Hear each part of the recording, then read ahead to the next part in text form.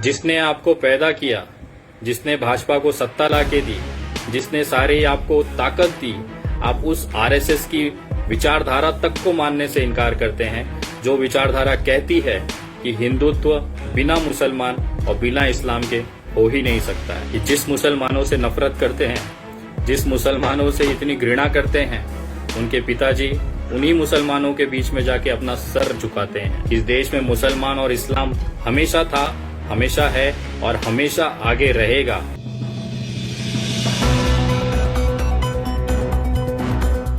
नमस्कार दोस्तों, मैं विनय दुबे मुंबई से। भारत में अगर आप हिंदू समाज से हैं तो आपको मुसलमानों को गाली देना जरूरी है। मुसलमानों के धार्मिक स्थलों पे अपमानजनक टिप्पणी करना जरूरी है, तभी आपको हिंदू माना जाएगा, तभी आपको हिंदुत्व से जोड़ा जाएगा, नहीं तो आपको हिंदू नहीं माना जाएगा। इस तरह की सोच रखने वाले कुछ नमूने हमारे भारत में पिछले 2 सालों में ऐसी फसल तैयार हुई है, जो अपने आप को हिंदुत्व का ठेकेदार समझते हैं, हिंदू का ठेकेदार समझते हैं। वो जो तय करेंगे वही मान्य होगा। उसके अलावा कुछ दूसरा अगर कहेंगे तो आपको मुसलमान घोषित कर दिया जाएगा। मुझे समझ में नहीं आता, हर खूबसूरत चीज को मुसलमानों के पास क्यों दे दिया जाता है।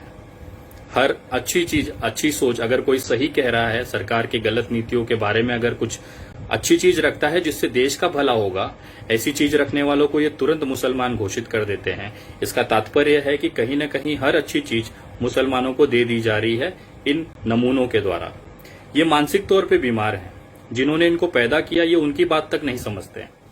तो पिछले कुछ दिनों में आपने अनुभव किया होगा, एक अमीश देवगन नाम का कुत्ता दल्ला भौंका, उसके बाद उसके पूरे देश से उसका पिछवाड़ा लाल किया गया। उसके बाद वो अपनी औकात पे आ गया और माफी मांग ली। उसको देखते हुए, उससे प्रेरित होके बहुत सारे कुत्ते और कुत्तियां सोशल मीडिया पे एक्टिवेट हो जाती हैं।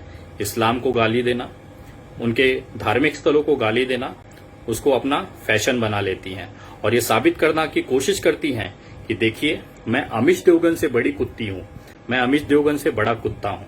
ये साबित करने में एक कंपटीशन सी लग जाती है। वो मानसिक तौर पे बीमार हैं, उनको इलाज की जरूरत है। जब मुझे कुछ लोगों ने कुछ वीडियोस भेजी, उसको देखने के बाद मुझे बहुत तरस आया।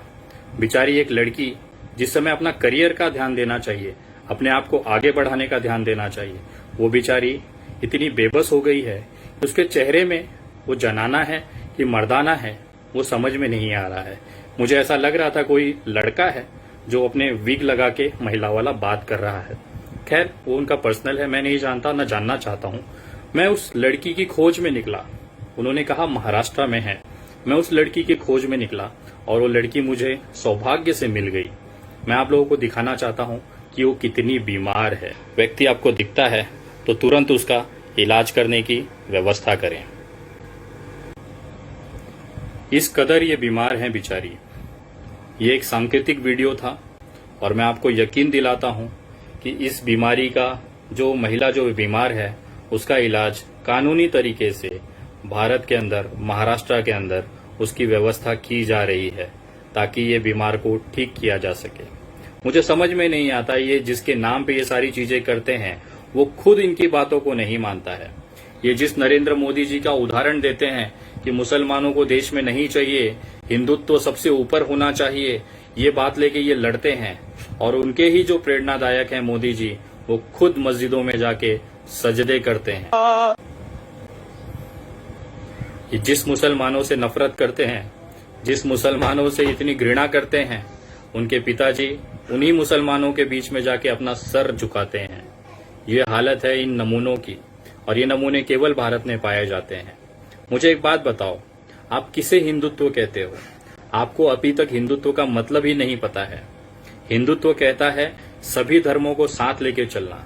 सभी धर्मों का मतलब उसमें इस्लाम और मुसलमान भी आता है, और बिना मुसलमान के ये हिंदू राष्ट्र हो ही नहीं सकता है। जितने लोग ये कहते हैं भारत को हिंदू राष्ट्र बनाना है, मैं कहता हूं भाई, भारत ऑलरेडी हिंदू राष्ट्र है। इसे घोषणा करने की कोई जरूरत नहीं है, और ये चीजें मैं नहीं कह रहा हूं। और बिना मुसलमान के हिंदू राष्ट्र बन भी नहीं सकता है। ये खुद आरएसएस के प्रमुख मोहन भागवत कह रहे हैं। आप उनकी भी बात नहीं मानते हैं। जिसने आपको पैदा किया, जिसने भाजपा को सत्ता लाके दी, जिसने सारी आपको ताकत दी, आप उस आरएसएस की विचारधारा तक को मानने से इनकार करते हैं, जो विचारधारा कहती है कि हिंदुत्व बिना मुसलमान और बिना इस्लाम के हो ही नहीं सकता है। चलो मैं समझता हूं आरएसएस की, भागवत जी की बात आपको समझ में नहीं आएगी, लेकिन आप अपने भगवान की तो बात सुनोगे। आपके भगवान श्री नरेंद्र दामोदर दास मोदी जी वही चीजें कह रहे हैं, उसी भाषा में कह रहे हैं। आशा करता हूं शायद आप उनको बातों को समझ सकें कि इस देश में मुसलमान और इस्लाम हमेशा था, हमेशा है और हमेशा आगे रहेगा, क्योंकि बिना मुसलमान बिना इस्लाम के हिंदुत्व हो ही नहीं सकता है। अगर मैं इस चीज को कहूंगा तो आप मुझे देशद्रोही, गद्दार, मुसलमान कह दोगे, और वही चीज अगर नरेंद्र मोदी जी कहें, मोहन भागवत जी कहें, तो उनके लिए आपके मुंह में एक शब्द नहीं निकलता है। ये आपके मुंह पे करारा तमाचा देके जा रहा हूं। आप लोग जिस आइडियोलॉजी को मानते हो, आप उनके खुद के नहीं हुए। जिस बाप ने आपको पैदा किया, जिस भाजपा ने आपको पैदा किया, जिस आरएसएस ने आपको पैदा किया, आप उनके तक नहीं हो। वो जिस चीजों को मानते हैं, आप उसके एकदम विपरीत जा रहे हो। आप किसी के नहीं हो, आप न धर्म के हो, ना आप हिंदुत्व के हो, ना आप इस देश के हो। आप केवल मुसलमानों की बर्बादी के लिए काम कर रहे हो। और मैं आपको लिख के दे सकता हूं, आप एड़ी चोटी का जोड़ लगा लो, आपसे कुछ नहीं उखड़ सकता। ये देश का संविधान, इस देश का सेक्युलरिज्म हमेशा रहेगा। तुम्हारे बाप में, तुम्हारे दादाओं में अगर औकात है तो इसे बदल के दिखा दें। आपके पास सत्ता है, आपके पास बहुमत है, उसके बाद भी आप इस पे 1% भी अगर आप बदल लिए तो मैं आपको मान जाऊंगा और आपकी विचारधारा से जुड़ जाऊंगा। क्योंकि कोई भी संविधान, कोई भी हिंदुत्व ये नहीं कहता है कि कोई भी धर्म अलग है। सभी धर्मों का सम्मान है। और मेरा हिंदू धर्म कहता है, अपने धर्म का अभिमान करो और दूसरे धर्म को सम्मान करो। ये असली हिंदू और हिंदुत्व है। और अगर मैं भारतीय जनता पार्टी का विरोध करता हूं तो कुछ अभी दल्ले आ जाएंगे, कहेंगे तू हिंदू विरोधी है। तो उनके लिए भी एक छोटा सा जाते जाते देना चाहता हूं। तुम्हारे मुंह पे फिर से एक तमाचा मार रहा हूं। भाजपा का विरोध करना मतलब हिंदुत्व का, हिंदू का विरोधी नहीं होता है। ये मैं नहीं कह रहा हूं, ये जोशी जी कह रहे हैं आरएसएस के। हकीकत है, यही मेरा भारत है। ईश्वर अल्लाह एक है। ये भारत हमेशा से सेक्युलर रहा है और हमेशा रहेगा।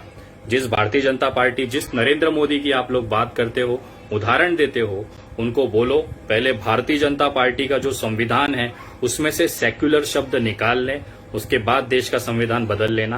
पहले अपने पार्टी की जो कॉन्स्टिट्यूशन है, जो संविधान है, उसे बदल के दिखाएं, एक उदाहरण प्रस्तुत करें और खुल के कहे अगर इस देश में आपको मुसलमान नहीं चाहिए तो आपके पास सत्ता है, आपके पास बहुमत है, अब किसका इंतजार कर रहे हो? आप लोग कहें, खुल के कहें कि इस देश में मुसलमान नहीं चाहिए। इस देश की जनता तय कर लेगी, ये देश की जनता समझ लेगी कि आप लोगों का क्या करना है। बाकी आपकी मर्जी है। मैं जानता हूं ये वीडियो के बाद बहुत सारे कुत्ते और कुत्तियां भौंकना शुरू करेंगी, कोई फर्क नहीं पड़ता है। आप लोग इसी तरह से चिल्लाते रहो, पिछवाड़े में पेट्रोल डालते रहूंगा। जय हिंद, जय महाराष्ट्र।